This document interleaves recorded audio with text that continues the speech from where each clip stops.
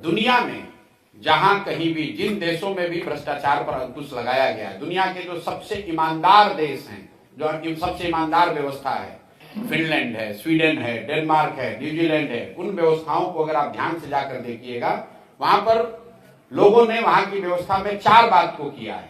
पहला बात, लोगों ने ईमानदार प्रत्याशियों को चुनकर भेजा है। दूसरी बात, बहुत बड़े पैमाने पर सरकारों ने सत्ता और संसाधन का विकेंद्रीकरण किया है।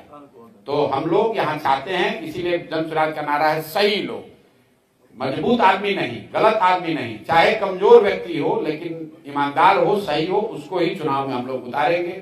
दूसरी बात, अगर जन स्वराज की सरकार बनती है तो बड़े पैमाने पर सत्ता और संसाधन का विकेंद्रीकरण होगा। कम से कम 1/3 विकास की राशि पंचायती राज व्यवस्था के चुने हुए प्रतिनिधियों के जरिए खर्च की जाए। तीसरी बात, जन भागीदारी, जो भी योजना बनती है उसमें जनता को पता तो चले कि उनका अधिकार क्या है। और चौथा जो उसका पिलर है, बड़े पैमाने पर टेक्नोलॉजी का प्रयोग। जैसे आप देखिए, सरकार यहाँ जबरदस्ती स्मार्ट मीटर लगा रही है बिजली का।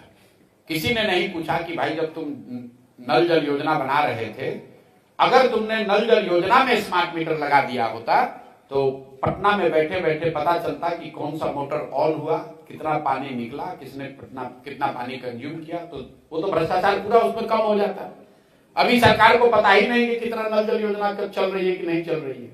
तो ये 4 जो सिद्धांत हैं, राजनीतिक लड़ाई में, लोकतांत्रिक लड़ाई में शुचिता आए, इसके लिए अच्छे लोगों का चुनाव, जो लोग चुनकर आए, व्यवस्था बने, उसमें बड़े स्तर पर सत्ता और संसाधन का विकेंद्रीकरण, तीसरा जन भागीदारी, और चौथा बड़े पैमाने पर टेक्नोलॉजी का प्रयोग। इन 4 चीजों से बिहार में बहुत बड़े स्तर पर भ्रष्टाचार पर अंकुश लगाया जा सकेगा। इसलिए नहीं कि मैं कह रहा हूं, क्योंकि दुनिया में इस बात का प्रमाण है कि जिन देशों में भी, जिन राज्यों में भी भ्रष्टाचार पर अंकुश लगाया गया है, वो इन्हीं 4 माध्यमों से ये अंकुश लगाया जाए।